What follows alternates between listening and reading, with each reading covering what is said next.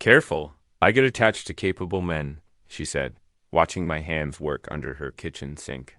I froze, wrench suspended mid-turn. Miss Chun, 45, polished. Way out of my league, had just crossed the line we'd been dancing around for. 3 years? I mean, reliable maintenance people, she corrected quickly, blushing, but her eyes stayed on my hands. At 25, I'd fixed a lot of things in this building. Broken pipes, faulty wiring, damaged hearts pretending to be squeaky hinges. I knew the difference between loneliness and interest. This wasn't loneliness. She moved closer, ostensibly to hand me a towel. Her perfume mixed with the scent of Thai. Take out cooling on the counter. I should have left it professional. Should have packed my tools and walked away. Instead, I said the words that changed everything. But before we begin, let me know where in the world you're watching from today. It's always fascinating seeing who's joining us from around the world.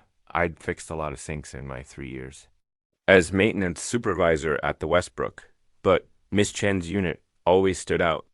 Not because of any particular plumbing issue, her careful nature meant problems were rare, but because of how meticulously she kept her space. Everything had its place, right down to the cleaning supplies lined up under the sink. This was only my third call to apartment 5A since she'd moved in, which made her one of my easier tenants. Most residents fell into predictable categories. The chronic complainers who called weekly, the DIY disasters who tried fixing things themselves first, and the absent professionals who barely knew where their circuit breakers were located. Ms. Chun had always been different. Precise in her maintenance requests, professional in our interactions, and somehow intimidating despite her petite frame. I'd gotten used to her answering the door in crisp blazers, hair pulled back so tight it looked painted on. Perfect posture making her seem taller than her 5-foot-4 that Thursday evening in October. Changed everything. When she opened the door, I almost checked the apartment number to make sure I had the right unit.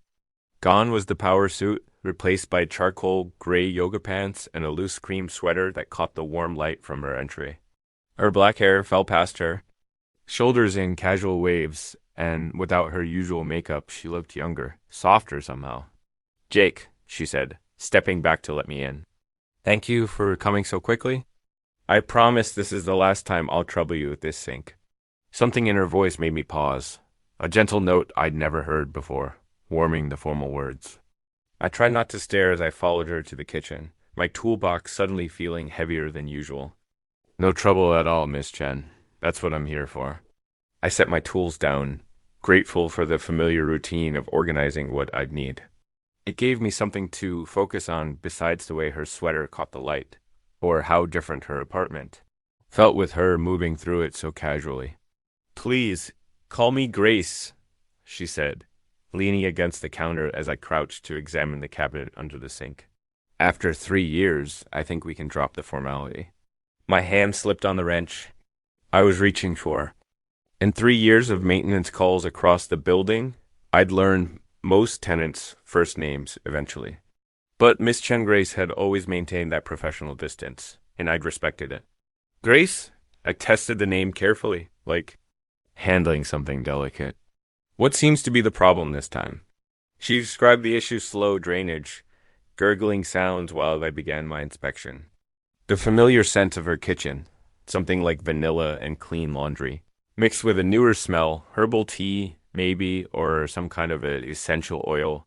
I found myself breathing deeper than necessary as I worked. The problem wasn't immediately obvious.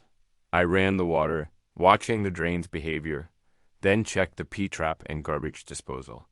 Everything looked fine at first glance, but something felt off about the way the water moved. I'm afraid this might be more complicated than your previous issues, I said, sitting back on my heels to look up at her. The problem might be further down the line. She'd moved closer while I worked, close enough that I could see the delicate silver pendant at her throat catching the kitchen light. How long will it take to fix? Hard to say without a better look. I might need to come back with different equipment. I stood up slowly, suddenly aware of how narrow the kitchen was, how little space there was between us. Tomorrow morning, if that works for you. Grace nodded, tucking a strand of hair behind her ear, such a casual gesture, but so different from her usual controlled movements that it caught my attention like a flash of light. I work from home on Fridays, she said. Any time would be fine. I gathered my tools, trying to maintain my professional demeanor despite the strange energy humming in the air. Something had shifted in this visit, something beyond her casual clothes or the use of her first name. I just couldn't put my finger on what it was yet. I pulled my head out from under the sink with a grimace. I've got some bad news, Miss Chang Grace. I corrected myself, wiping my hands on my work cloth. The whole system needs attention. There's corrosion in places I can't reach without special equipment. She leaned against the counter, arms crossed loosely. How long are we looking at? Several hours at least. I hate to say it, but we're well past normal maintenance hours already. I checked my watch 7:30. I can come back tomorrow if you'd prefer. No, please, she said quickly. I'd rather get it fixed now if you're willing to stay. Actually, she hesitated, then reached for her phone. Let me order some dinner, as an apology for keeping you so late. I started to protest, but my stomach chose that moment to remind me I'd skipped lunch. That's really not necessary. I'm ordering Thai, she said, already scrolling through an app. Do you like Thai?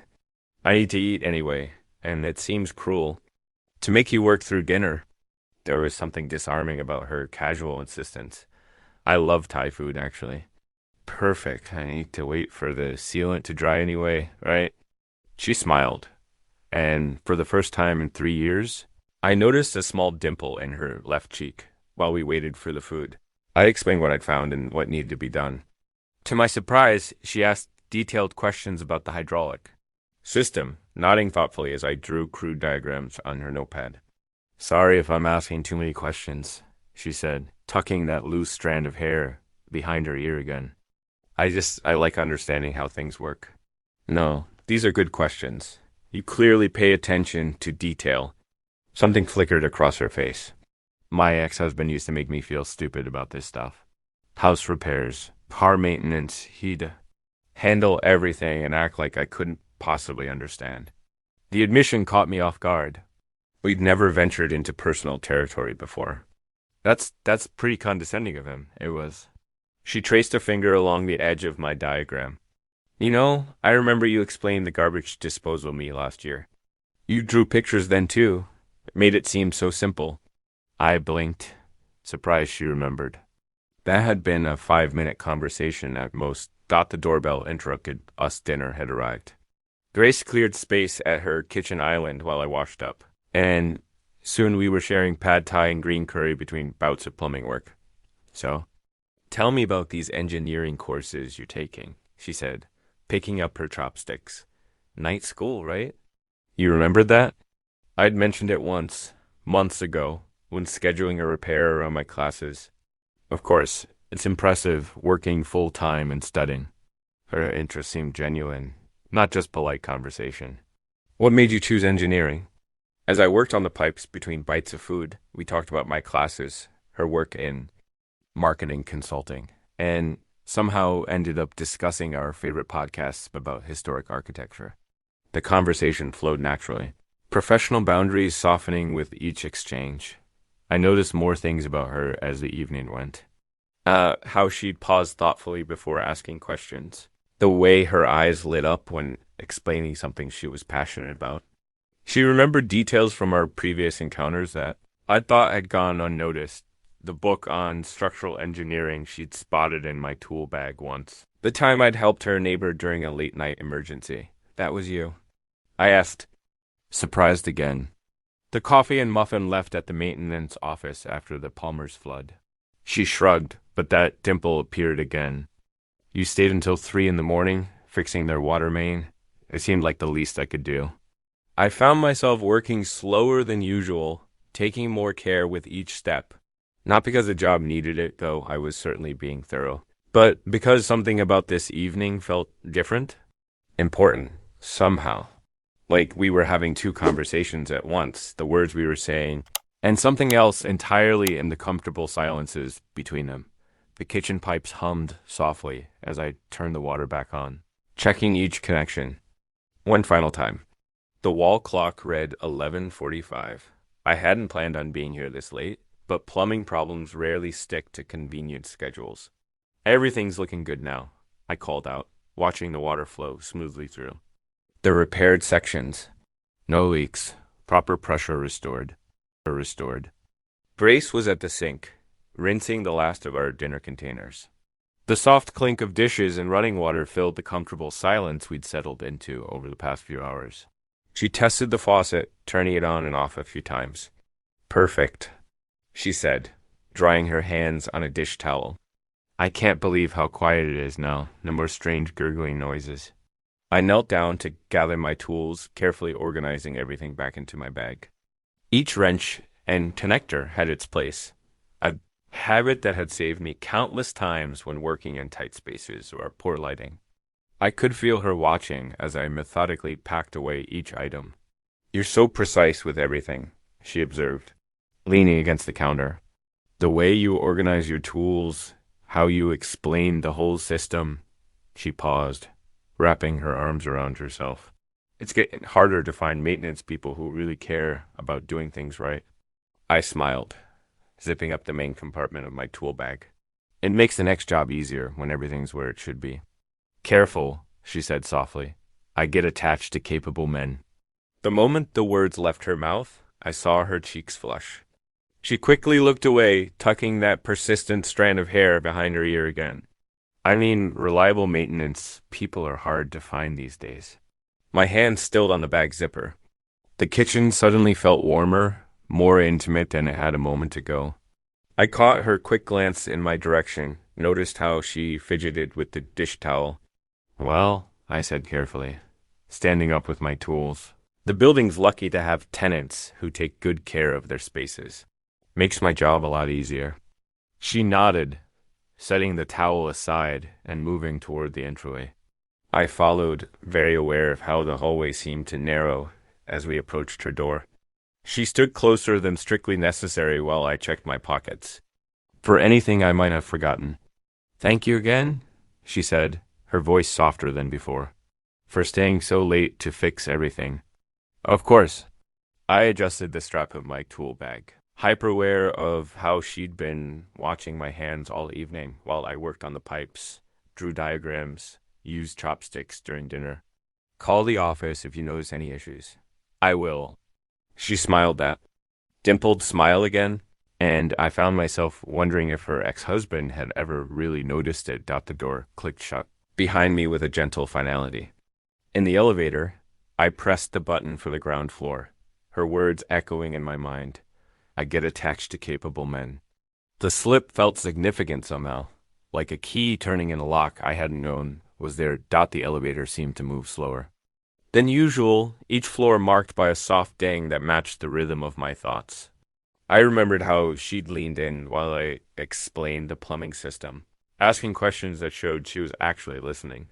How different she'd seemed tonight from the polished, professional woman who usually greeted me in blazers and heels. When the elevator finally reached the ground floor, I stepped out into the quiet lobby. The night doorman nodded as I passed, probably wondering why a maintenance call had run so late. I had the same question myself, though I suspected the answer had less to do with plumbing and more to do with the way Grace had said capable men, and then blushed, revealing something neither of us had expected to acknowledge. 2 weeks passed, filled with the usual rhythm of maintenance calls and night classes, but my mind kept drifting back to that evening in Grace's kitchen. Every repair job in the building seemed to carry echoes of our conversation. In apartment 3B. Mrs. Patterson complained about her dishwasher while barely looking up from her phone. In 7C, Mr. Daniels made his usual snide comments about the help taking too long with a simple radiator fix. Each interaction highlighted how different Grace had been that night, her genuine interest, her questions, the way she'd listened. Man, you should have seen this tenant today, Marco said, during our lunch break in the maintenance office. Kept finding new things broken, just to keep me there. I must have been lost in thought because he snapped his fingers in front of my face. Earth to Jake, what's with you lately? I shrugged, unwrapping my sandwich. Just thinking about a complicated repair from a couple weeks ago. Oh, yeah. Marco grinned. Would this repair happen to involve the hot divorced lady in Fiva, Mrs. Chen? Miss Chen, I corrected automatically, then immediately regretted it when his grin widened. Watch out, man. Sounds like you've got yourself a cougar situation brewing. He waggled his eyebrows suggestively. Something in my chest tightened at his words. It's not like that. She's just different. Actually cares about understanding how things work. Marco held up his hands in surrender, still smiling. Hey, no judgment here. Just don't let it mess with your head. I laughed it off, but his words stuck with me. During my engineering classes that week, I caught myself wondering what Grace would think about the fluid dynamics problems we were solving. Would she ask questions about real-world applications, like she had about the plumbing system? Would she lean in close to see the diagrams I was drawing, that strand of hair falling forward? These thoughts followed me through days of routine repairs and evenings of homework. I told myself it was natural to think about someone who'd shown genuine interest in my work and my studies. Nothing more than that, then. 14 days after the sink repair. My phone buzzed while I was replacing a shower head in 2D. An unknown number lit up my screen. Hi, Jake. This is Grace Chen from 5A. I got your number from the building system for emergencies. I have a flickering light in my living room that's been bothering me. Would you be able to take a look when you have time? I stared at the message, reading it twice. The building system did have our contact information for emergencies, but tenants usually called the main office. And a flickering light? That was typically a loose bulb or minor wiring. Issue 5 minutes of work, tops. Not exactly an emergency. My fingers hovered over the keypad. The professional response would be to tell her to call the office during business hours. Instead, I typed, I can stop by after my shift ends at 7, if that works for you. 3 dots. Appeared immediately, then, perfect. Thank you, Jake. I slipped my phone back into my pocket, trying to ignore how my heart had picked up speed. A flickering light. The kind of simple fix I could handle in my sleep. But something in her message felt deliberate. Careful like her words about getting attached to capable men. Quickly covered with a correction, but lingering in the air. Between us. Marco's voice echoed in my head. Don't let it mess with your head.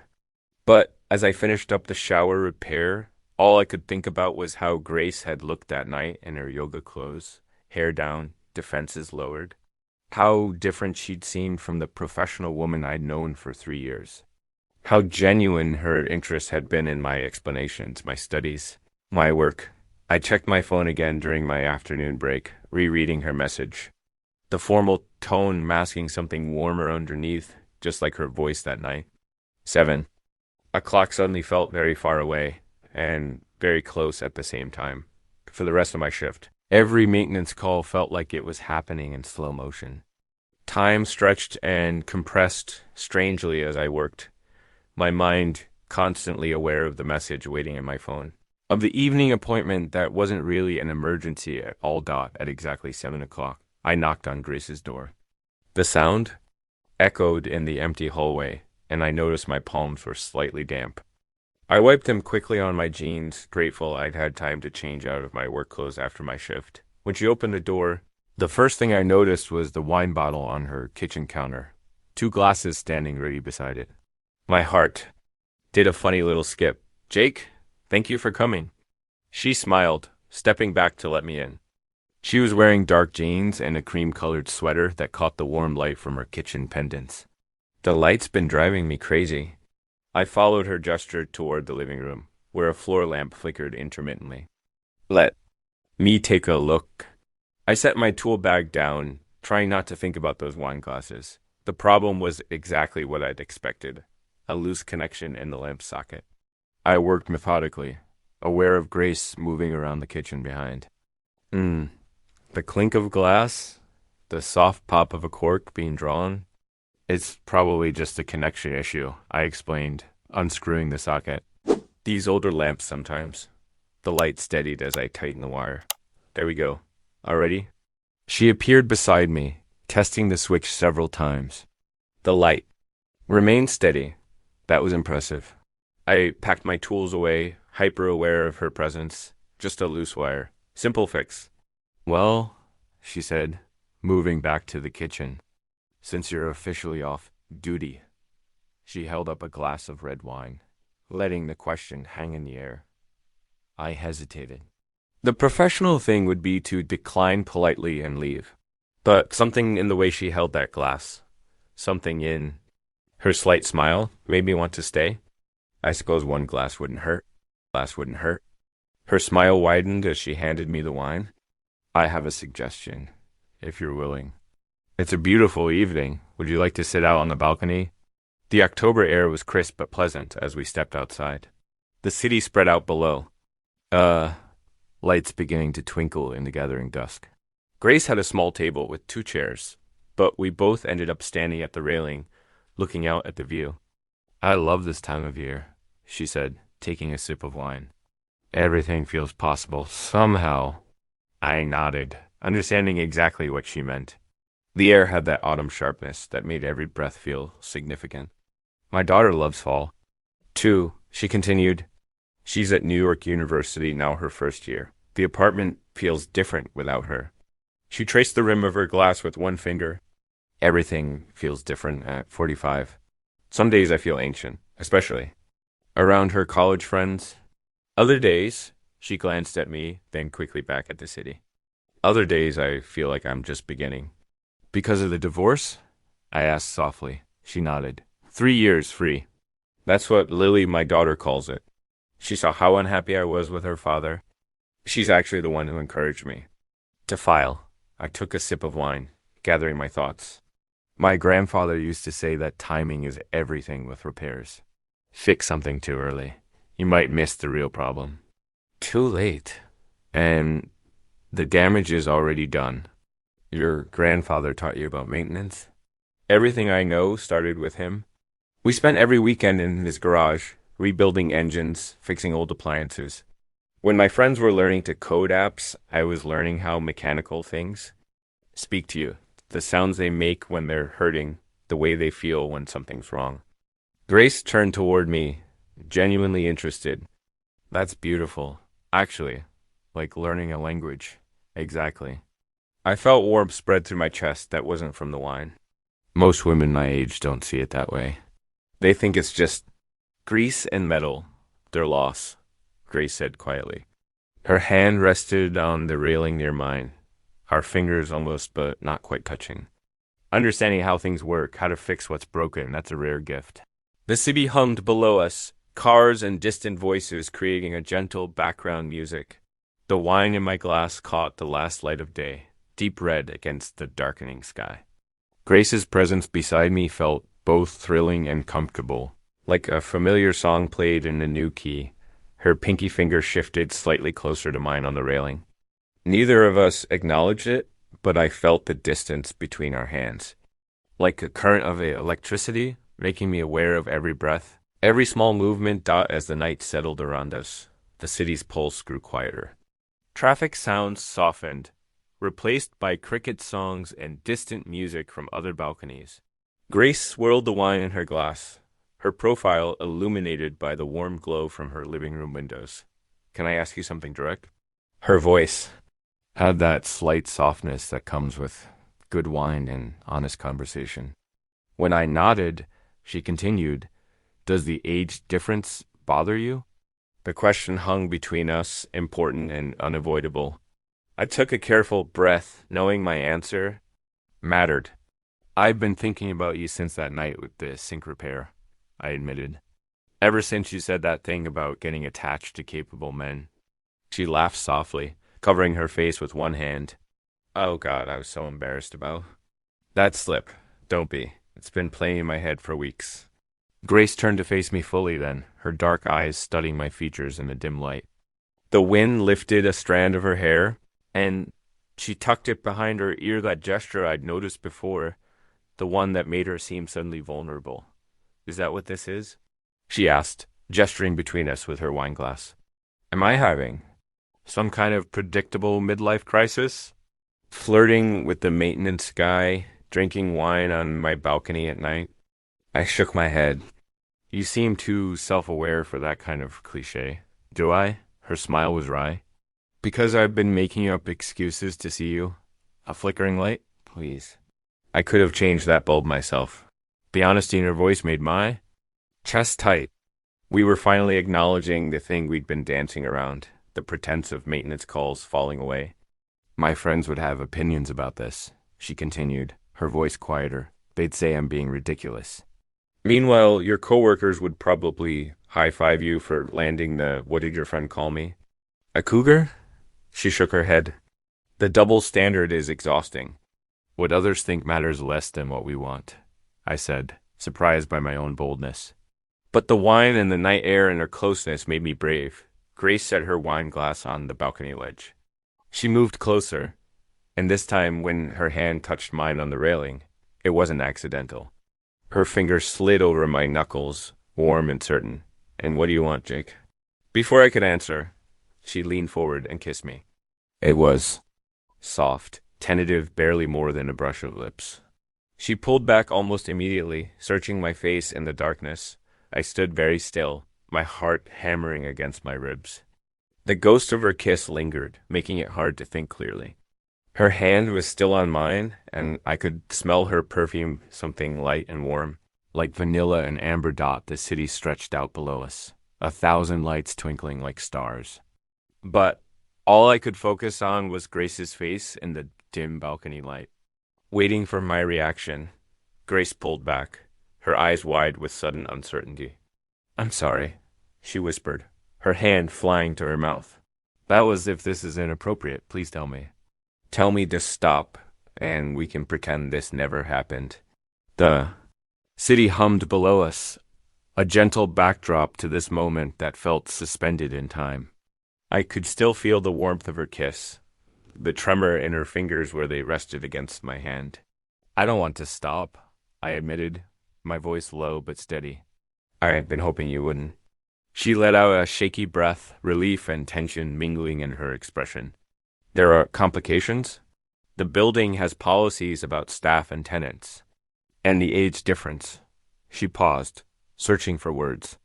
15 years, I finished for her. I know. God, when you say it out loud like that. She moved to the balcony railing, wrapping her arms around herself. I feel like such a cliche. The divorced woman in her 40s, falling for the younger. Maintenance guy. It's like a bad romance novel. I stepped closer, careful to give her space, but wanting her to see my sincerity. Is that what you're worried about, being a cliche? Partly. She turned back to face me. But I'm also worried about being unfair to you. What if this is just, I don't know, my post-divorce crisis? Your quarter-life experiment? I don't want either of us to get hurt because we didn't think this through. The honesty in her voice made my chest ache. Maybe we need time, I suggested, to figure out what this is. But neither of us moved away. If anything, the space between us seemed to shrink, like gravity pulling us closer. Jake? Her voice was barely above a whisper. I need you to be honest with me. Is this just physical attraction? Because you're young and handsome and I'm... Stop, I said gently. It's not just physical. I like how your mind works. How you asked me about hydraulics that night and actually listened. How you treat me like an equal even though we come from different worlds. You see me, Grace, not just the guy who fixes things. Something softened in her expression at the use of her first name. She reached up, her fingers ghosting along my jaw. We should take this slow, she murmured. Really think about what we want, what we're risking. Agreed. I caught her hand in mine, turning it over to trace her palm with my thumb. No rushing, no assumptions. She nodded, but her eyes dropped to my mouth. The tension between taking things slow and wanting to kiss her again was almost painful. I should go, I said, though it took everything in me to step back. Give us both time to think. Grace walked me to her door, our fingers still intertwined. In the entry, she turned to face me one last time. The overhead light caught the silver threads in her dark hair, and I couldn't resist reaching out to touch them. She rose up on her toes, pressing one more kiss to my lips, longer this time, filled with promise and question marks. When she pulled back, her eyes were serious. We'll think about this. Really? Think about what we want? I promise, I said, meaning it. You do the same? She nodded, releasing my hand slowly. Good night, Jake. The door closed softly behind me, and I stood in the hallway for a moment, letting reality settle back in. The weight of everything we discussed, building policies, age gaps, timing, intentions, felt both daunting and somehow secondary to the simple truth that I couldn't stop thinking about her as I waited for the elevator. I touched my lips where I could still feel her kiss, knowing we had a lot to figure out, but also knowing I'd already made up my mind about what I wanted. It's strange how much weight a simple message can carry. Over the next week, my phone became both salvation and torture, every notification making my heart jump. Even when it was just my cell provider reminding me about my bill, the first text from Grace came Monday morning. Noticed a squeaky hinge on my bedroom door. Any recommendations? I spent way too long crafting my response, trying to balance professional expertise with the underlying current between us. Several options depending on severity. Could use standard WD-40, but I prefer silicone-based lubricants for long-term solutions. Better viscosity, won't attract dust. Her reply came quickly. You had me at viscosity.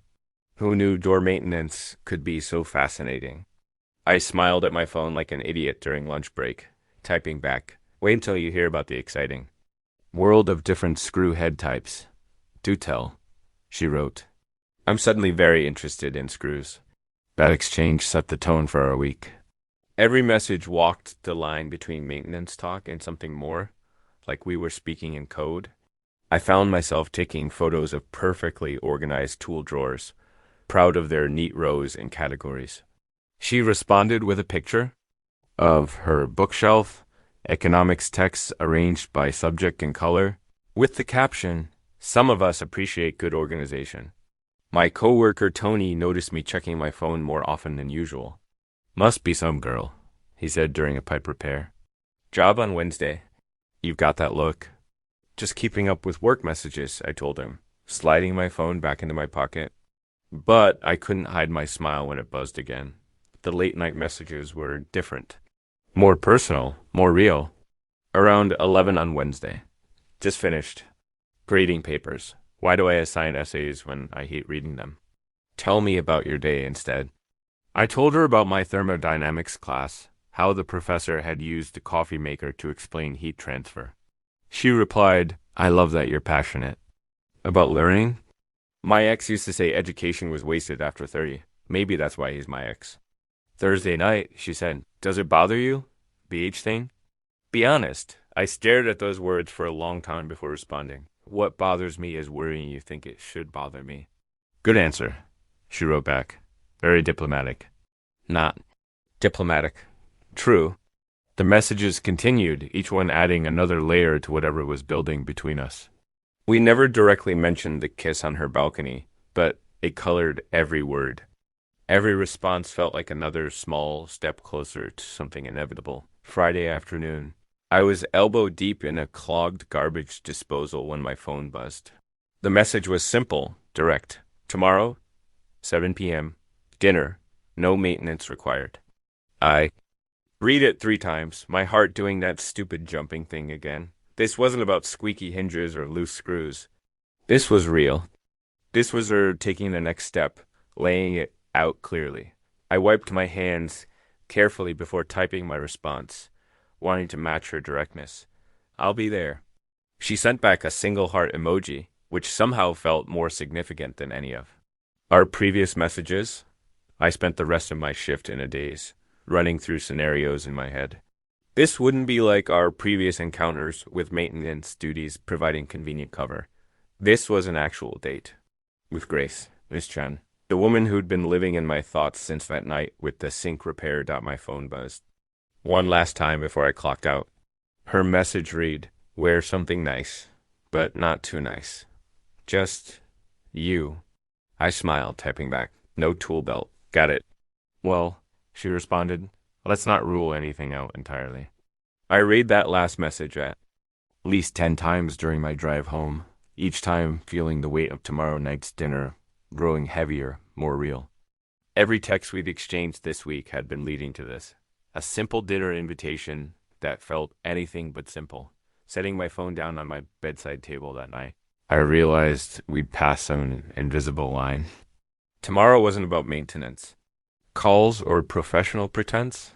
Tomorrow was about us, whatever us might mean. And despite all the complications, all the reasons this could be a terrible idea, I couldn't wait. When Grace opened her door, the scent of garlic and herbs wrapped around me like a warm embrace. She changed into a simple black dress, casual but elegant, and her kitchen counter was dusted with flour. I actually cooked, she said, tucking a strand of hair behind her ear. Pasta from scratch. I hadn't done this since, years. She lifted the lid of a simmering pot, stirring the sauce with nervous energy. I hope you like marinara. I probably should have asked first. The vulnerability in her voice struck me. This accomplished woman worried about my opinion of her cooking. It made the careful distance we'd maintained crumble completely. Over steaming plates of handmade fettuccine, we finally had the conversation we'd been dancing around. Grace set down her fork, looking directly at me. I don't want to be so tired. Cliché, she said softly. The lonely divorcee seducing the young handyman. And I don't want to be your midlife crisis. I replied. Her eyes met mine. What do you want to be? I reached across the table, taking her hand. Yours, if you'll let me. She stood slowly, her fingers intertwining with mine, and led me away from the half-finished dinner toward her bedroom, morning light painted delicate. Shadows threw Grace's ivory curtains when I opened my eyes. She was already awake beside me, her fingertips tracing lazy patterns across my shoulder. The touch was gentle, almost reverent. I whispered, my voice still rough with sleep. Hi yourself. Her smile was soft, unguarded. Coffee? She slipped out of bed wearing my t-shirt, and something about that simple intimacy made my heart skip. Minutes later, we carried steaming mugs to her balcony, watching the sunrise turn the city's windows to gold. This should feel stranger than it does, she mused, leaning against the railing. But it just feels right, I finished. It's going to be complicated, you know? I smiled, pulling her closer. Best things usually need some maintenance. Her laugh, real and uninhibited, echoed across the balcony. She fit perfectly under my arm as we talked through the practical concerns building policies. Discretion, our different life stages. But in the morning light, every challenge felt manageable. I stayed with Grace through Sunday, cocooned in her apartment where the world's opinions couldn't touch us. She pulled out photo albums after breakfast, settling close beside me on her couch. Her finger traced across images of a younger Lily, her daughter, through dance recitals and graduations. She was already taller than me by sophomore year. Grace? Sad, pointing to a mother-daughter photo at what looked like a school event. The resemblance between them was striking. Same expressive eyes, same quiet confidence. I noticed her coffee table wobbling when she set down her tea. Without thinking, I was already on my knees, examining the loose joint. She laughed, watching me pull tools from the kit I'd left by the door. You really can't help yourself, can you? Force of habit, I admitted, tightening the bolt. Pop always said idle hands are the devil's workshop. She finished, smirking. My father used to say the same thing. Around noon, hunger drove us to order Thai food. She insisted on extra spicy pad keema, then couldn't stop grinning when I tried to hide my watering eyes. So much for the tough maintenance guy image, she teased, passing me water for dinner. We decided to cook together. Grace moved around her kitchen with precision, but the moment she started singing along to some 90s pop song on her playlist, I couldn't hold back. My smile. Her voice wandered cheerfully off-key, and she didn't care one bit. What? She challenged, pointing her wooden spoon at me. Not everyone can be pitch perfect. The sky outside darkened too quickly. Reality started creeping back as she mentioned her morning presentation, and I thought about my early maintenance rounds. We should talk about this, she said, gesturing between us. How we want to handle things. I nodded, helping her load the dishwasher. I'd like to take you on real dates. Not just maintenance calls and takeout. I'd like that too. She closed the dishwasher, leaning against it. But maybe let's be discreet, just for now, while we figure things out. Whatever you need, I assured her. We can take it slow, publicly, but privately. She crossed to where I stood, sliding her arms around my waist. Privately, we explore this. See where it goes. At her door later, our goodbye kiss lingered. Everything felt different now, more real, more precious. Whatever this was becoming. We both knew we crossed a line we couldn't uncross, and neither of us wanted to. 3 months have passed since that. October evening when Grace's sink brought us together. Sometimes I catch myself smiling at the memory. Of her in yoga clothes, hair down, opening her door to what would be our beginning. We found our own quiet rhythm now. When something genuinely needs fixing in her apartment, loose cabinet hinge or flickering bathroom light, I still come with my tools, but these days I stay for dinner after. She insists I call her Grace now, though sometimes Ms. Chun slips out when I'm teasing her about her perfectionist streak with the dishwasher arrangement. Telling people has been a careful dance. Grace worried most about her daughter, but Lily surprised us both. Over winter break, she joined us for dinner and told her mother, "Dad never made you laugh like this." My grandfather, when I finally worked up the courage to tell him, just chuckled and reminded me that my grandmother had been 8 years his senior. "The heart knows what it wants, boy," he said, patting my shoulder. "The building management doesn't need to know yet, or maybe ever." Some mornings when I leave her apartment in my work clothes, Mrs. Patel from 4B suddenly becomes very interested in checking her mail. Mr. Daniels from 7C makes snide comments about the help when we pass in the hallway, but Grace's hand squeezes mine tighter, and that's all that matters. Last week, she came to my night school graduation.